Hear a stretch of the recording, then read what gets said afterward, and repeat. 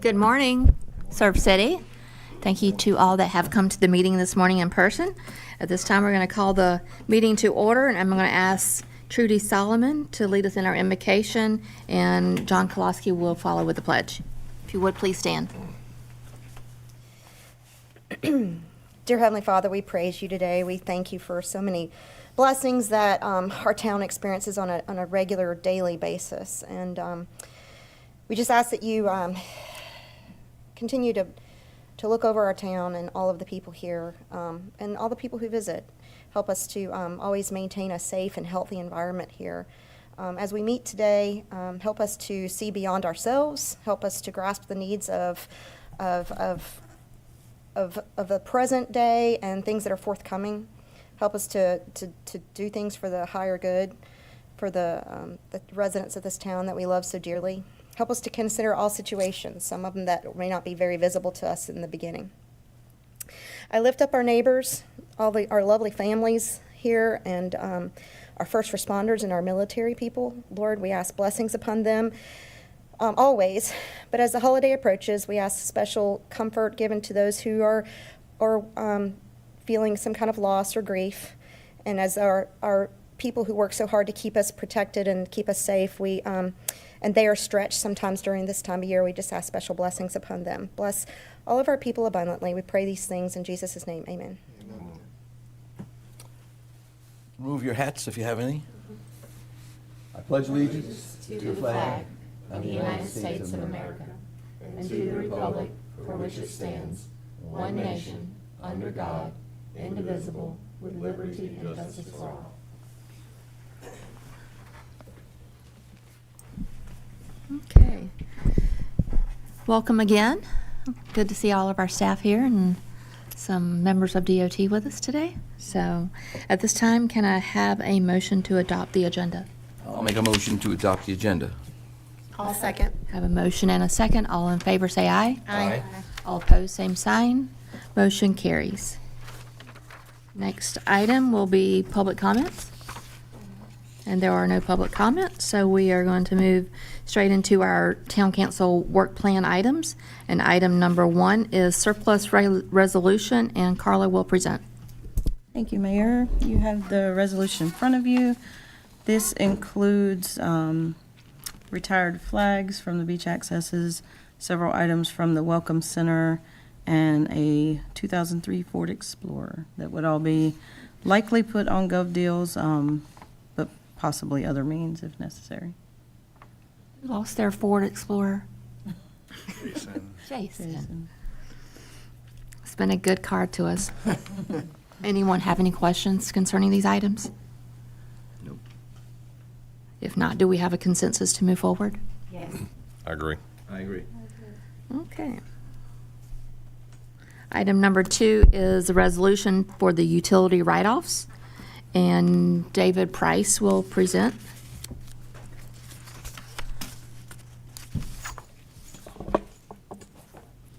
Good morning, Mayor and Council. Back in May 6th of this year, we did started a new program where we write off uncollectible debt. This is something that helps us by removing liability from the financial books. We held off on one particular account to ensure that it was truly uncollectible. We have found out that this is the case, and we are bringing it back to you now. Due to the amount, I am prepared to go into detail about this particular account if you need. But I am open to questions. What's some scenarios that make a account uncollectible? Deceases, bankruptcies, generally not being able to be found. Typically what we do is we try to reach out to the account holder multiple times throughout the year, but if it gets to about the year mark, we'd go ahead and turn it into that's set off, thank you. And that way is levied against any earnings they may have with coming from the state or government. But even after time keeping that up, we have to make a decision to either keep that liability on the books or go ahead and write it off. Give us a quick 15-second on the one you were talking. I can't stand it now that you said. I can go in detail more if you like. Now I got to know. Yeah, it's going to take a little bit more than 15 seconds, but I'll be glad to go through it. Up until earlier this year, we had a policy of the only way an account gets closed is if the customer requests it to be closed or that the house is demolished. The reason is if there's accounts closed, no water, they do not meet the minimum housing, therefore they are condemned. So we were very hesitant to pull that trigger. Due to this case in particular, we created a new policy. If you are non-payment for 6 months straight, your account is closed. If your house gets condemned, that is a choice that the account holder made. In this particular account, what happened until we had that policy in place, they stopped using water back in 2018, and they kept accruing a bill until 2025 when we adopted this policy. Now, of this amount, only 8,000 is of actual billings. 664,000 is compound penalties. You said 664,000. Of compound penalties. We have a 10% per month penalty every month. So every month that goes up 10% and that compounds. And it's been going on since 2018. What was the original amount? The original principal amount of actual billings, not counting the penalties and the compounds, is 8,000. Don't ever get a credit card. You don't plan on paying back. But this particular case, the account holder vanished and the landowner, who was different, passed away. So it is truly uncollectible. Makes completely sense. Thank you very much. Anyone else have any other questions? If not, do we have a consensus to move forward? Yes. I agree. Absolutely. David? Our next item will be the 2026 meeting schedules for the holiday calendar, and Carla will present. You have those calendars as well in your packet. Goes over all the meeting calendars for each committee, as well as council meetings and also approved holidays for staff. And you'll notice on the council meetings, we only went through June, as we had said, since we are changing those to 6 p.m. for the work sessions to be on Thursdays at 6, and the regular council meetings to be at 6 as well. And then there's one exception on there if you need to discuss, which is the March 19th, and that's our anticipated budget work session, and that would be at 9 a.m.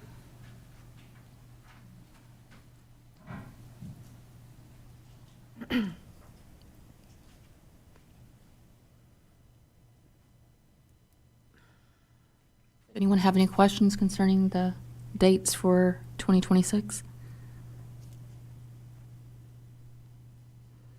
Hearing none, do we have a consensus to move forward? Yes. Okay. Thank you, Carla.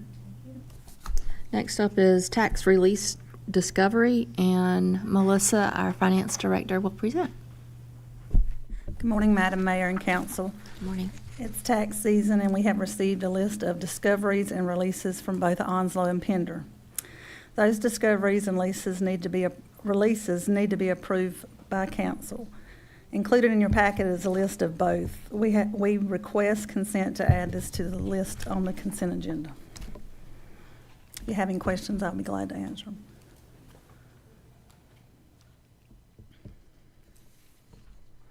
Question. Okay? On the list, when it says reason, there's a lot of PC something. Is that just Pender County? Okay. Okay. Anyone have any questions for Melissa? Hearing none, do we have a consensus to move forward? Yes. Thank you. Thank you, Melissa. All right, at this time, we have the Allen Roundabout feasibility study, and Miss Adrienne Cox will come forward and present. Hi, good morning. Thank you for having us here. I am Adrienne Cox. I'm with DOT. I am the Division 3 Planning Engineer. I appreciate the opportunity to consult and work with the town discussing the roundabout. First, I wanted to provide an overview. As you know, Chad Kimes was the division engineer. We now have Trevor Carroll after Chad retired. He lives in your community. Landon Zimmer is the Board of Transportation representative for our area. We work within 6 counties and then with various airports, 6 airports, and have a lot of infrastructure that we manage. We also work within 6 modes, which is unusual for the divisions across the state. We work with aviation, rail, ferry, transit, highway, and bike and ped. So all modes come out of our budget for all the improvements we need in our 6 counties. So I'm here to talk about the roundabout. I'm still getting used to the microphone. That's not my normal gig. I don't normally have such a nice setup. Thank you. We're here to talk about the roundabout. We've known for several years that it's underperforming. To give you some background, I wanted to discuss exactly how we got here first. So we have a timeline where we work with the Cape Fear RPO. It's your rural planning organization that represents the town. Your representative is specifically Sam Boswell. He's a great representative for you. He really knows what he's doing. So we worked with the Cape Fear RPO. This project is considered a carryover project. It has been submitted for funding and has not been made it into the STIP for funding just yet. In the meantime, we realized that we should at least study it, get a feasibility study going. So in February of 2025, we did a notice to proceed through our Raleigh office.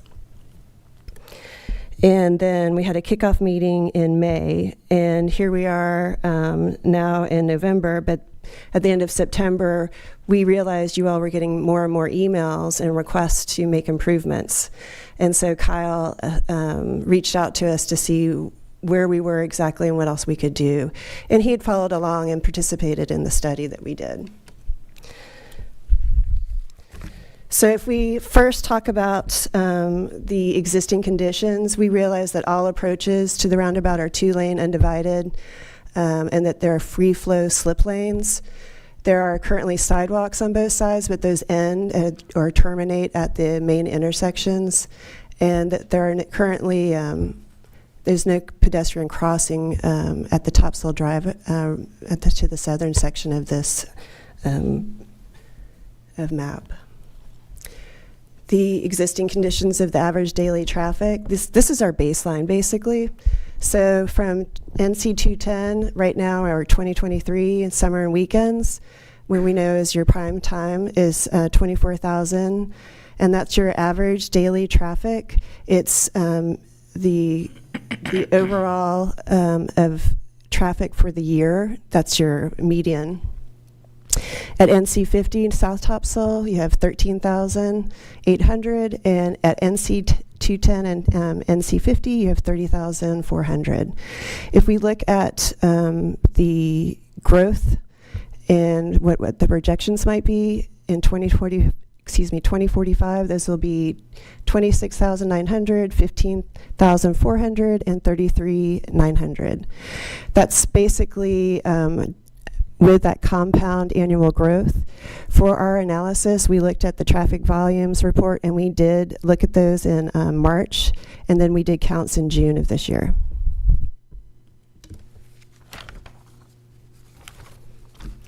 So basically, if you start again with the existing conditions and look at doing nothing, a no-build scenario for 2023, we recognize that we have functioning legs of this roundabout.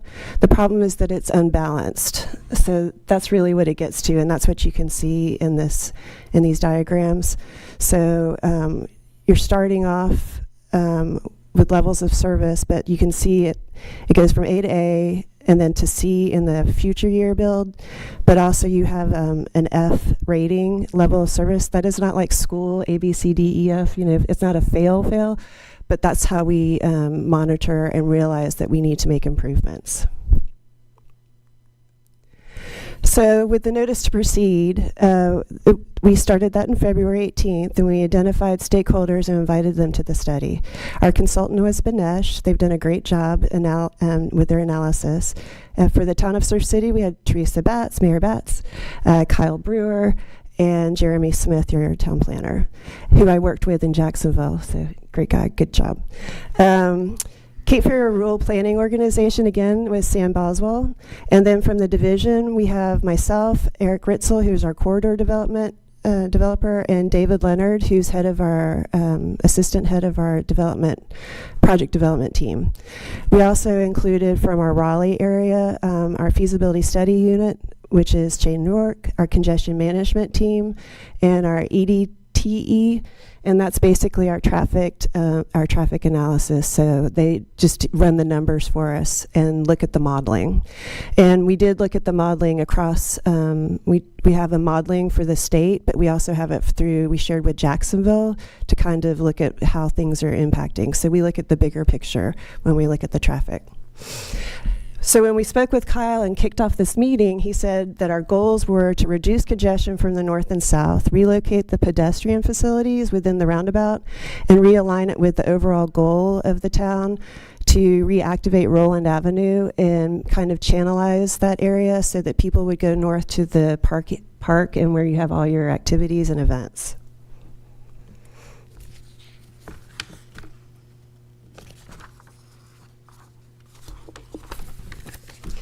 In the initial discussion, the summary, we looked at current planning efforts, so we understand the 210 East Coast Greenway, which I've been to the town to look at with you all, as well as the MUP plan, your multi-use,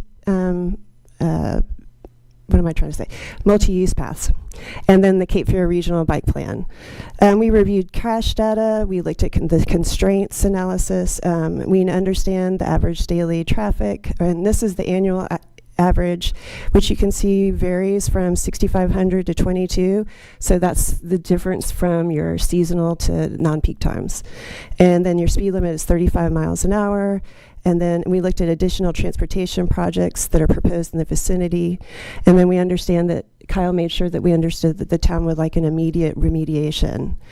From that, the team concluded that we have action items. We chose 5 alternatives. So basically, you throw everything out on the table and then take a step back and look at what's really going to work. So we analyze this for the high-level traffic analysis and then make recommendations moving forward with consideration of the safety and effectiveness. And then the final deliverables are final conceptual designs and cost estimates. That just gives us the beginnings of what we need to know to move forward. So when we considered alternatives, we again had 5. And then as we spoke through them, that team that I told you about of stakeholders, we reduced it to 3. Those made sense. And one of the reasons you'll see is that number 2 was to widen the bridge. That's just not going to happen, sorry. It's not feasible. It's not cost effective, and it's really not timely. We also looked at modifying the existing pavement markings on the bridge, maybe shifting the lanes and seeing what we could do. But really, when it came down to it, safety was an issue.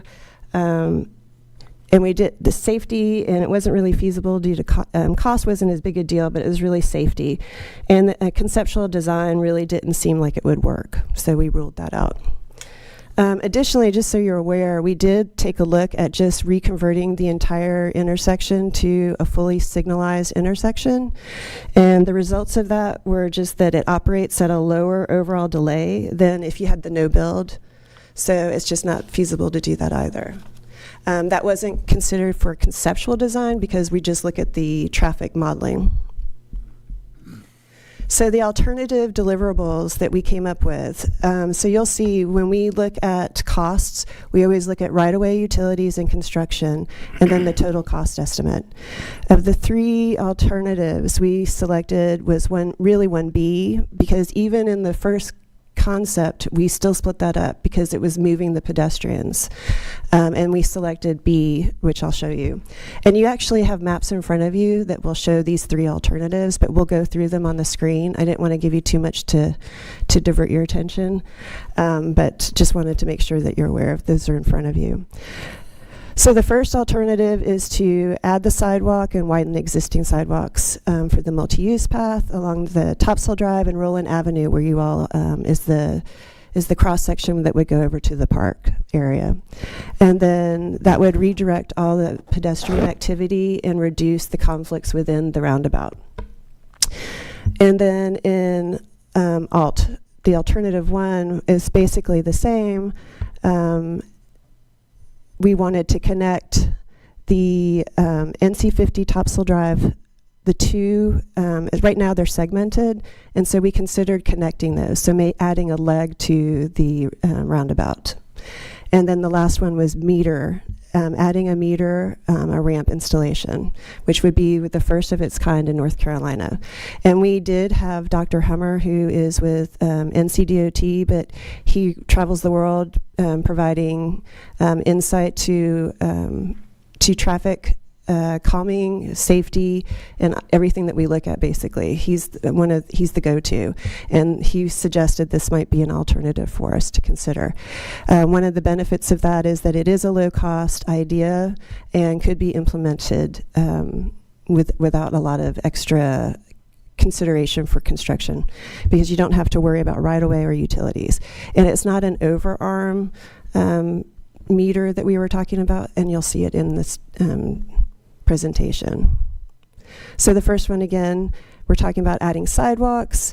You can see the yellow line depict the sidewalk where we would include that and add to it. We have, again, a conceptual design where it would be 10-foot sidewalks, and you can see that we would be it would be good for the flow and channelizing your pedestrians.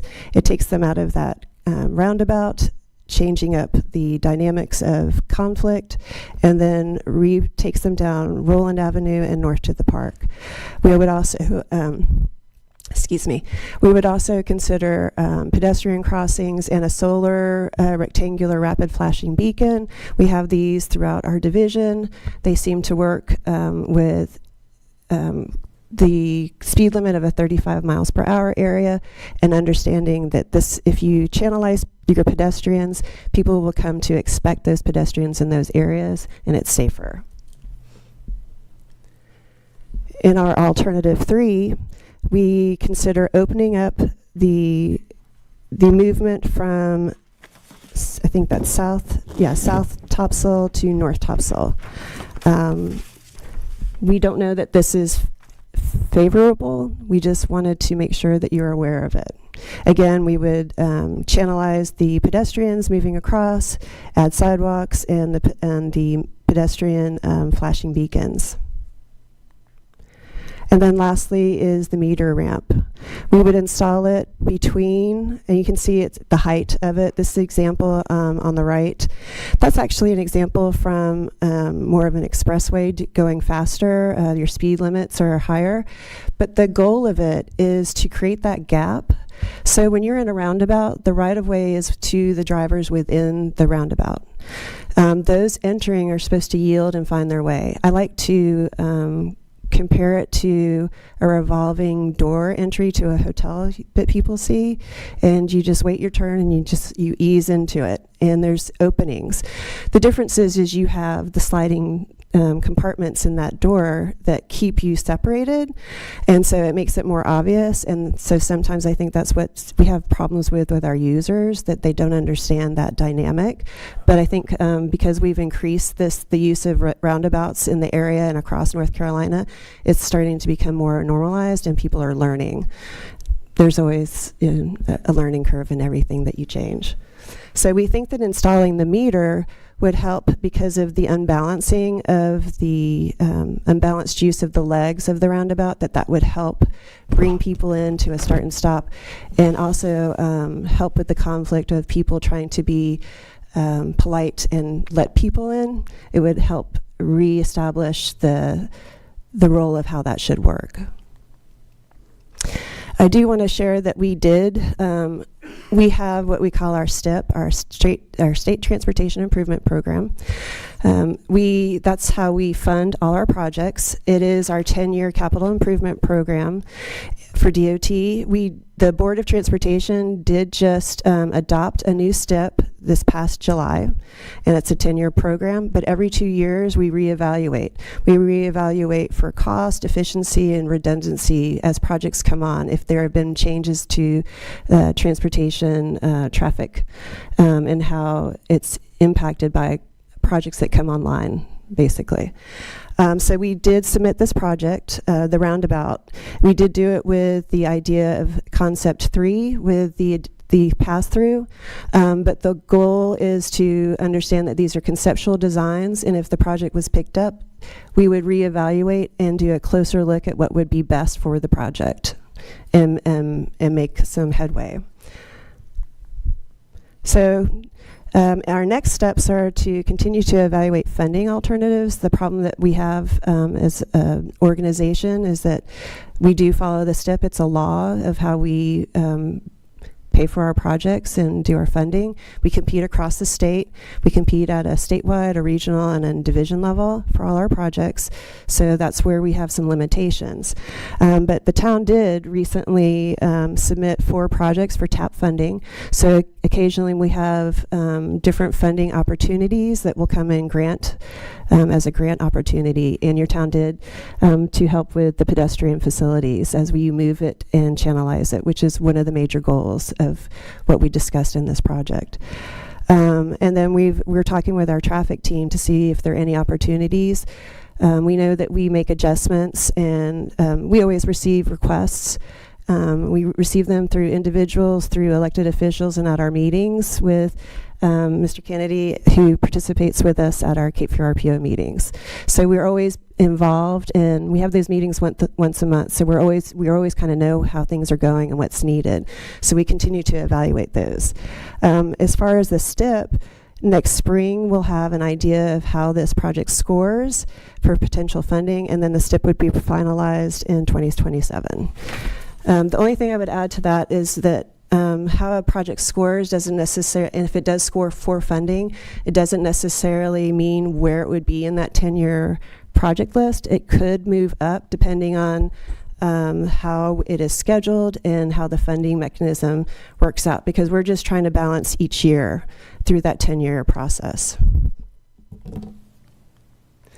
That is all I have. I know that that's a lot to take in, but the gist of it is really that we have been looking at it. We're very aware, as I know you are, with all the emails and citizen recommendations of how to pay for it. I saw some requests on how to pay for it and what to do. You know, we're all drivers, so we all have ideas. I understand. These are conceptual ideas, but I think we've come up with some really good ideas, especially for the town itself, with the direction and vision that you all have. So I think it complements that. And then it's just a matter of if we get to meter that would be a test run, something that the state, everyone is looking at.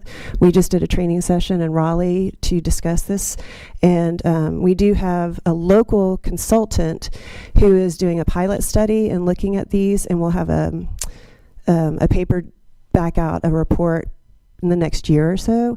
So we would love to have this as one of our test pilot in Division 3, but we would definitely like to, it's a step-by-step process. We'd like to phase it out and see what you all think. So thank you very much. Adrian. Thank you. You want to stay there just a minute? We'll see if anyone has any questions. I know I'm looking forward to the possibility of removing the crosswalks in the roundabout. I think that is something that, brings traffic to a dead stop, and sometimes it's a sudden stop and becomes a huge safety issue and backs up, traffic on the bridge. So,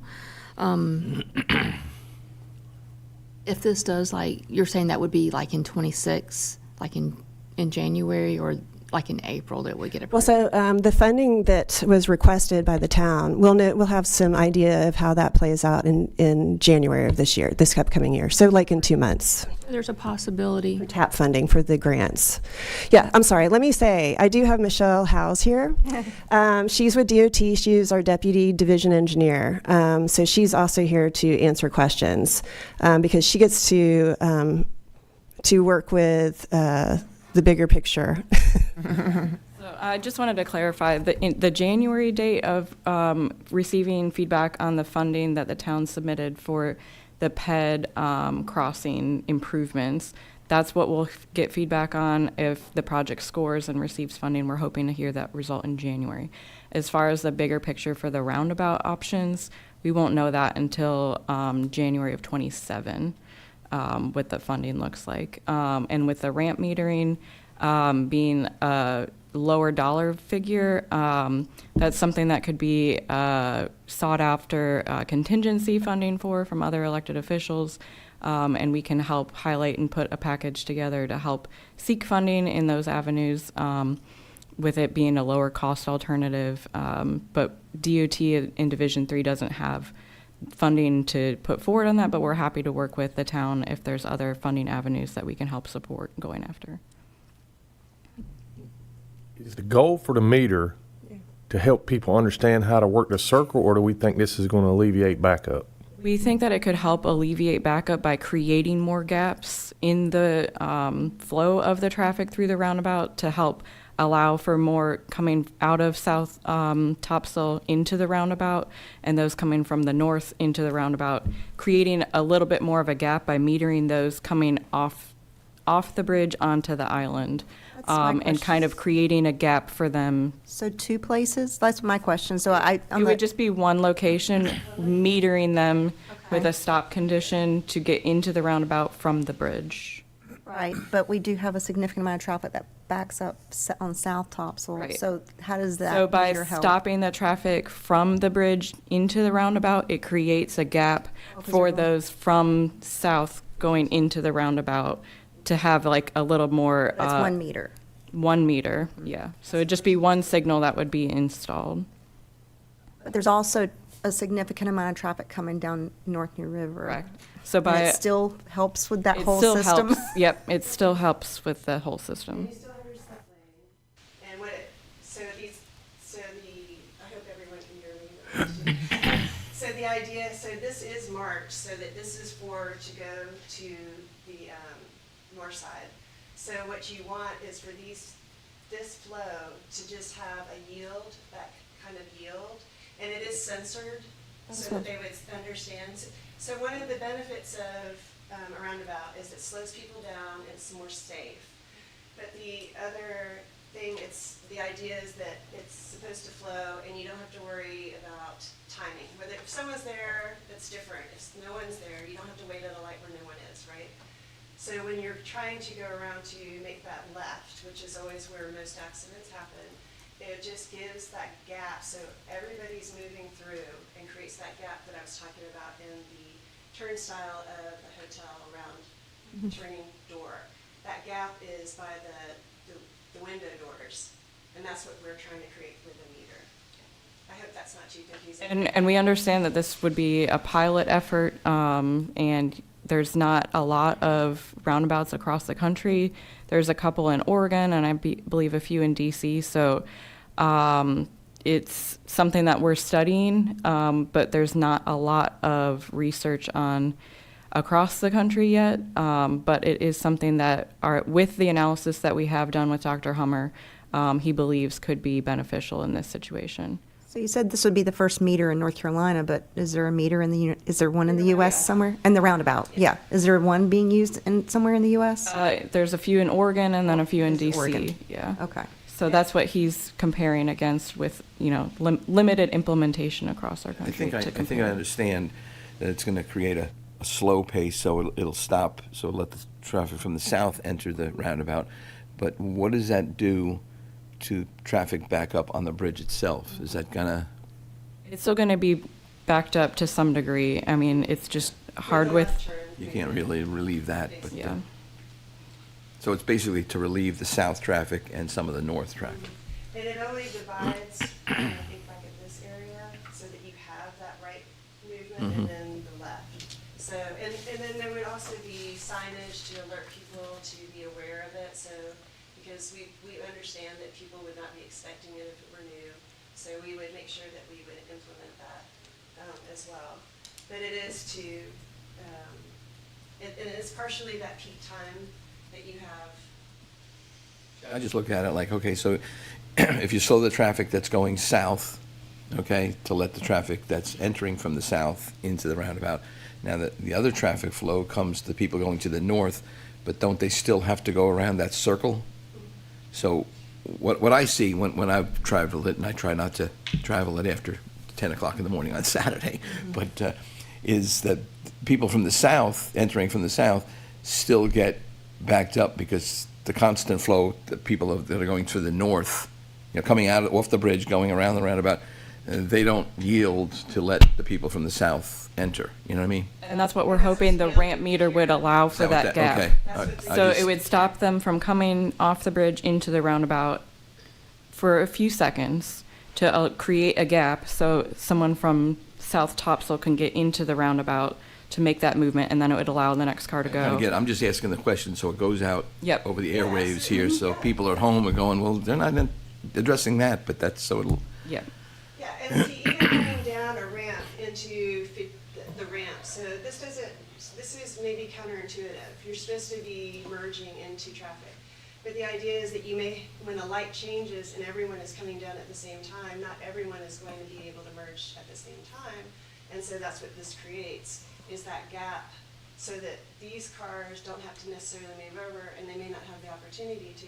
So it creates more of a gap between the vehicles coming this way to find their gap for the merge, which is exactly the way a roundabout is supposed to work. Yeah. Well, if you're used to it, you anticipate that, okay, I'm going south, so I'm going to hug the side. I'm not going to stay in the other lane, but a lot of people, first-time people that come here don't have that concept yet. Yeah, and Kyle had mentioned that, maybe there would need improvements on the markings that alone might be beneficial. I know that you all have done a PR campaign to help people understand. Unfortunately, it's not completely uncommon for roundabouts in our coastal communities to have more stress on the roundabout during seasonal peaks. And that's one of the reasons why we're excited to have the opportunity to maybe add the meter and test that out. And so far, we wouldn't be suggesting it if it wasn't favorable. We do see favorable results from what is out there so far. My biggest concern is, I think the meter will absolutely help people understand and create those gaps. But if the traffic is backed up from the mainland to the island, there's nowhere for the traffic to go, whether there's a space for them to get in a circle or not. Is there any opportunity to, in, say, Saturday window of check in, check out, that we could prioritize those lights on the mainland to create somewhat of an additional free flow, not necessarily constantly, but add a little bit of time? Because it seems to me whenever somebody stops or somebody comes on the side road and stop, that little extra 20 seconds just compounds. Whether you got a meter or not, it's still going to continue to back up in my brain. If it wouldn't, then that southbound lane from North New River would just free flow all the time, and it doesn't. And I don't know that that's because they can't get in the circle. I think it's because they can't get on the bridge. And I think that comes from the mainland side. Is there any scenario that can be? I think the difficulty of that is that it's merging a lot of traffic into the 2-lane bridge and without widening the bridge. And I don't know that we can. Well, I think the concern Sorry, is I don't know if I understand. The light synchronization on 50 as you're exiting Topsail Island, and that's where we seem to get backed up. I think is what Councilman Cannady is referring to, is people that are leaving the beach. If there's a hiccup at J.H. Batts, it would be a first light that you're gonna come to. Oh, leaving the beach. Okay, sorry. I was thinking about. If that's a red light, then traffic is getting backed up to the mainland roundabout, sometimes over to the island roundabout. I look at it as if you were standing in your backyard and water's all of a sudden coming up in your backyard to your porch. That's where the problem has presented itself. Well, you're not going to move the house. You're going to go figure out what's causing this creek to back up. In my brain, the backup starts on the mainland, Food Line light, J.H. Batts light. Is there another light? 210 and 50. 210 and 50, but if you can almost get that far, I almost feel like you're out of the woods. But when those lights cycle is what, to me, creates the bigger problem than being able to negotiate the circle. And if there was, and again, we probably could talk about this stuff all day. It's a hot topic in the community, and it comes up frequently because people are really frustrated that they can't, even our residents can't leave their house. It's taking 2 hours to get to IGA or whatever it might be because of the backup on South Topsail. But we don't have a control center, right? Like, so we don't have a team of engineers that can monitor the traffic and have cameras and can adjust lights, and so it makes it very difficult. I don't know if there's an opportunity for additional local control to where we can. This may be dangerous to even say, but we could control traffic lights to assist with traffic, because our law enforcement, our police department, it's very difficult for them when the light is the issue, traffic can't move. So there's that lack of control. And I think even too with the metering is, the concern of, okay, well, is this being metered in the off season? How long are those cycles? Are we creating more issues, with that? I've always looked at the metering. Any opportunity you have to stop traffic, you then increase opportunity for rear end collisions too. And people coming over that bridge, especially the first time to Topsail Island, they're not looking ahead of them. They're looking at the blue water that's on the ocean side of that island. So it's a very dynamic issue that is going on. But light synchronization is one key to all of this that I think that we would see as a potential. I would like to test a model, but this may not be allowed, where NC50 lights leaving on Saturdays between whatever window is prioritize an additional 30 seconds or whatever the maximum that you're allowed to just free flow those to get you past the intersection of 210 and 50, which would aggravate the people coming from the side roads, but you can't please everybody. But I think it's a bigger impact to get the people Off the off the island, because it literally has been from S curve, and I don't know if you're familiar with S curve, to the circle, 2 hours, Yeah. hour and a half. But I mean- Not always, but I mean, but do that we- happens. But are we trying to talk about superseding the sensor thing? I mean, like, the sensor, is that not taken care of? I don't know, like, doesn't that take care of all the knowledge of where everybody is and how, I mean, obviously, it's not gonna know how far it's backed up, but, I don't know. What does the sensor do? You know, where is it sensing? The sensor for the ramp. Yes. Yeah. For the I think ramp that's, it's mostly just sensing the traffic as it's backing up, like in the immediate vicinity of the roundabout. It's Just not, that it's not, Because you're talking about putting the meter in one spot, but it's understanding the traffic it's coming just, from. it's just looking at the traffic backing up off the bridge. I mean, I don't understand the actual It would just be equipment. censoring the That, traffic. that Oh. backup. Yeah, because then you don't get a picture of what's going down on South Shore and what's going on. No, it wouldn't Yeah. be, it's I mean, not, I it's just not didn't- I mean, it analyzing a can't, whole yeah. corridor. I got you. Yeah. I have a quick question. So both Kinston and High Point are one-way onto South Topsail headed towards the bridge. So when you guys looked at numbers and stuff, did you look at the volume of traffic that's actually filtering into that portion of the road right there?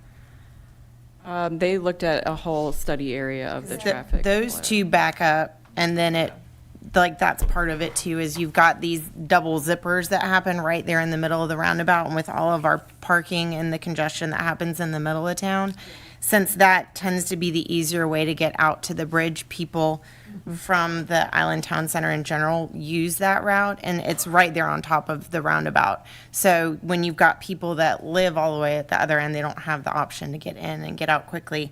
So even maybe moving those or taking one of those out and diverting traffic a different way on that, like where the parking lot is, have them come out and have to get onto South Shore and then take one of the other roads in, would maybe help that congestion in that part. I don't know if that was looked It at. used to be known as the shortcut to the bridge. Yeah. But that's done. That's over. It's not a Talk about shortcut. that in open forum, John. We don't want everybody to know about that. Not a shortcut to anything anymore. So, and this was brought up. That's local in the knowledge. initial discussion. I mean, Kai was great about giving us the big picture overview. So we did consider what our options were, but really you're always going to, it's, no matter which way people will go, it's going to be it's like the one little spot that everybody needs. That's still going to be a concern. We can take a look further. I mean, it was analyzed as far as the main contributing to traffic and that traffic analysis, but it's just the spot of the roundabout and the configuration and how to move people about that and creating that gap. So it's not just all one continuous flow coming into that, and so people aren't able to access it from the other directions. So that's really what we're hoping. And then removing the pedestrians and channelizing that, to further help it. But we understand it's a dynamic problem that you have. I'm excited to try something with the meter and to think, we won't know until we know, and then we can build upon. I know we won't see another bridge. You think we can get a tunnel? What about Topsail Beach? You can build a bridge at Topsail Beach, right? Yeah. Push them to build a bridge. No comments. We're just kidding. Thank you. Sorry, can I add one more Yes. thing? So another thing that Trevor, our division engineer, and I were discussing last night in preparation for this morning, we received recently a portable signal that we're utilizing currently in a detour route, and that signal will now be a part of a division's asset. And so something that we were kind of discussing as an option was to maybe in the future utilize that portable signal as a proof of concept to place out in the roundabout to try the ramp metering before we install something permanently. If that's something that the town wants to consider, then before we secure permanent funding to install a permanent meter, that's something that we would have to work over the next few months. I think it takes 3 or 4 months to draft some approved signal plans, to utilize that portable signal, and it's kind of like on a trailer, like you see VMS boards, but it's got like a little arm and a signal, and we can maybe place that in the roundabout for those coming off the bridge into the roundabout to test if that ramp meter would work. And that signal might have some limitations with the what's the word? Censoring of the traffic, but it could be, something that we at least test, for 30 days and place out there and just see if that's something that, is working, isn't working, is it making things worse, because we understand this is a pilot idea. So we just wanted to kind of throw that out there if that's something the town might want to consider. I think that's a fantastic idea, because rather than just try to start the funding process and do all that, because that's going to seem to take a while, this way if you could get that in and install it, but you got to keep in mind that, okay, we can install it now, and the traffic flow now is going to be much different than April and the May. signal plans to utilize the portable signal will take 3 to 4 months. So it would, and it's already in use on another project right now. So that project and that detour route has to wrap up before it becomes available to select a new location. So we're probably for looking it. at the springtime. We're looking at late spring I think anyways, that's which, I think so that'd be huge. if we want to maybe test it out, going into the month of May or something, that could be something that we look at implementing. Yeah, and that's what my comment on that was going to be, is that, yes, I think it's an opportunity. No, we do not want to deploy this in the heat of the summer, but if we could find, sort of that medium area in which, we still have some traffic volume, but it's not the full congestion, because I would not want to create any additional delays or any sort of negative outcomes with that. I think working with our chief, and we certainly would welcome something like that. And then, with that being portable, a weekend, if we decide this is not helping, we can just pull it off. And I think if we work closely, we can help with the local communication with it, because it would spark a lot of interest. And I think it's just kind of building up to what this scenario and solution is, or potential solution is going to look like, understanding that adding a lane on the bridge, a flyover for that intersection, a new bridge in Topsail Beach is not going to occur. And volume of traffic is something that we're going to have to deal with and try to manage the best that we possibly can. So. Something that I can throw out there. Yeah. We literally came up with that last night before we walked out the door. Yeah. So just want to throw that out there. And if that's something, then we can work together on Sure. some signal plans over the next few months Sure. to try to implement. Be happy I to like work it. with Way to go. That'd be great for Thank us you. before we spend money here. Thank you all. Thank you. Thank you, Adrian. Thank you, Michelle. Great presentation. And we'll take note of contingency funding. I've already documented that. I understand division can't really get involved in that too much, but mayor and council, we will go direct to our legislators to see if we can request some funding. Okay. Thank you very much. Moving on to our next item is the multi-use path boardwalk supplement, and Kyle will present. Thank you, Madam Mayor. The ongoing segment 1 of our multi-use path, this is the Magnolia Reserve to Station 25 connection. As part of our initial contract with Trans Systems or Gannett Fleming, which they're transitioning right now, we had the soils work done. This is the long stretch along Becky's Creek, and this is a substantial structure which is going to have to be planned for, designed, and constructed as part of that MUP, just because of the topography and the environmental features. So the soils work was done by a third-party agency, so that those results have been transmitted back to Trans Systems. In order to get this portion of that multi-use path designed, additional funding is required for this at the cost of $47,350. This will go into designing for the bike and ped, but also small utility vehicles, so that when we are managing, anything on that MUP, if there's repairs or emergency response, it would be able to handle that. In addition to this, I have asked Trans Systems, Gannett Fleming, to give an estimate as to what it's going to take to get this project closed out in regards to design and having bid docs, so I am awaiting that. But long-windedly, this portion of the project is going to cost that amount. It is not part of the MUP budget at this point. So the approval of this agreement will be followed up with a series of budget amendments to be able to make this move forward. Is this part of the process that has to be completed before grant application? It is. What we're trying to work towards is final design inherently, which is why I'm requesting from Trans Systems to get to that point. Simultaneously, we continue to seek grant funding, as you all know, and I had reported back federal grants that we were going for. The notice of funding opportunity got pulled as soon as we were looking to apply for that.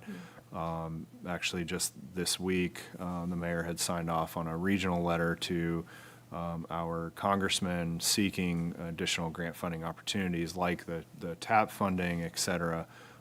So we do look for MEP funding. It is not widely available at this time, but getting the design will have our foot literally in the door, and that's where we'll have a favorable project to hopefully seek that funding. Also, too, the level of design, engineering, and planning is highlighted because this is a NCDOT route. If it was a local route, some of these additional costs probably would not be necessary, but we're going through the process. Thank you. Does anyone have any questions concerning Kyle's report? Nope. Motion or consensus? This is just consensus. Just a consensus. Yep. Yes, I agree. Yes. Okay, we have consensus to move forward with that. Next item, number 8, is the multi-path boardwalk supplement BOA Fund 10. So this is just the series of BOAs that have to be completed in order to acknowledge that funding. So this is identifying the funds being pulled from Fund 10. The next one will put the funds back into the project fund of 55. So Do we have a consensus? Yes. I agree. Yes. And then item 9, he just said it puts the funds back into the supplement BOA fund. Do we have consensus? Yes. Okay. Next item is item number 10, the facilities expansion project update. And I believe, Mr. Nate Stroven and Mr. Bob Rosson are here with DR Reynolds to provide us an update. We have a stripped down building out there on 210. Maybe they can let us know what's going on. Good morning. morning. Morning. Talking first about Station 25. We've got some trailers moved off of the property or into the right position so that we can get started on Monday bringing in equipment. We'll be starting with a building pad and then concrete. We have a pre-engineered metal building being delivered on November 25th, so we can start going vertical shortly after that. You'll see structure going up on the building. So our 1 month look ahead, we've got grading, erosion control, footings, and then going vertical with the structure of the building for Station 25. We're still looking at a May, June finish of 26. For public utilities building, we've got a lot done this week, this past month, excuse me.